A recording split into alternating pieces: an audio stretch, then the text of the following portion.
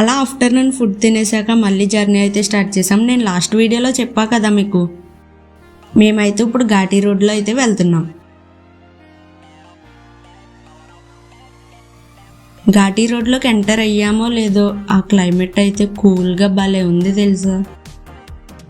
ఆ క్లైమేట్ అయితే చాలా చల్లగా మారిపోయింది. నాకెందుకు అలా అనిపించింది అనుకున్నా, చిన్ను కూడా అదే చెప్పారు అడిగితే.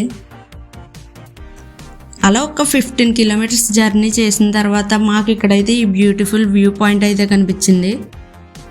ఇంత మంచిగా బ్యూటిఫుల్ వ్యూ పాయింట్ ఉంటే నేను అసలు ఆగుతానా. అలా చాలాసేపు జర్నీ చేసాం కాబట్టి ఇక్కడ కొంచెం రిలాక్స్ అయ్యి ఫొటోస్ వీడియోస్ తీసుకొని మళ్ళీ జర్నీ అయితే స్టార్ట్ చేసాం. మన సైడ్ ఎప్పుడు ఇలాంటి చెట్లు కట్ట ఎక్కువ చూడలేదు కాబట్టి నాకు ఇటు సైడ్కి వచ్చేసరికి ఏదో కొత్త ప్రపంచానికి వచ్చినట్టు అయితే అనిపించింది.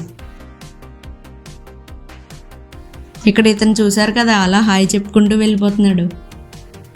అప్పుడప్పుడు ఇలాంటివి జరుగుతాయి. మేమైతే ఇప్పుడు లంసింగ్ టు పాడేరు వెళ్తున్నాం. పాడేరుకి నాకు తెలిసి ఒక 1 అవర్ జర్నీ ఉంటుంది.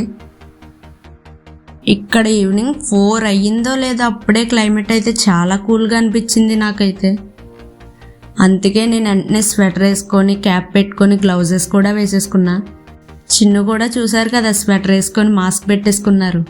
నిజం చెప్తున్నానండి, నాకైతే ఈ ఎక్స్పీరియన్స్ లైఫ్లో మళ్ళీ వస్తుందో రాదో తెలియదు, కానీ ఈ ఎక్స్పీరియన్స్ అయితే వేరే లెవెల్ అంతే.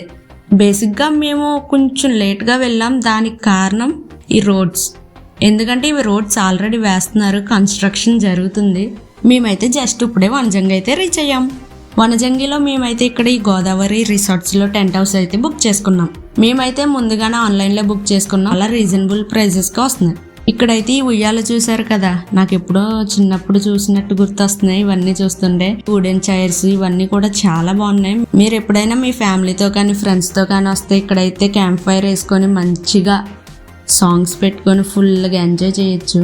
ఇక్కడ ఈ లైటింగ్లో నాకు వీడియో తీయండి చిన్ను అని అడిగితే చిన్ను చూసారు కదా ఎంత పోజ్ కొడుతున్నారో నాకు వీడియోలు తీయకుండా తను తీసుకొని.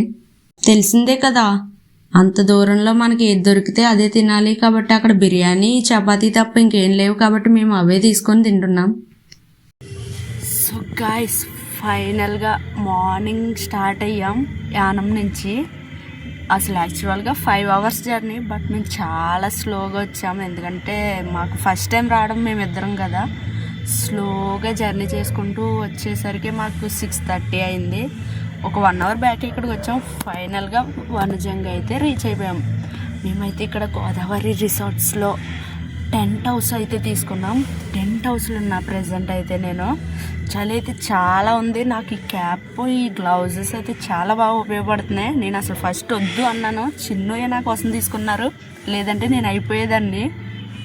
ఫైనల్గా అయితే రీచ్ అయిపోయాం. అసలు రేపు మార్నింగ్ అసలైన వ్యూ పాయింట్ ఉంది, అక్కడికి వెళ్ళి ఆ వ్యూ పాయింట్ అంతా కూడా నేను వీడియోలు చూపిస్తాను. ఎలా ఉంది ఏంటి అన్నది ప్రతిదీ క్లారిటీగా చూపిస్తాను. నేనైతే చాలా వెయిట్ చేస్తున్నా. బాయ్ అండి.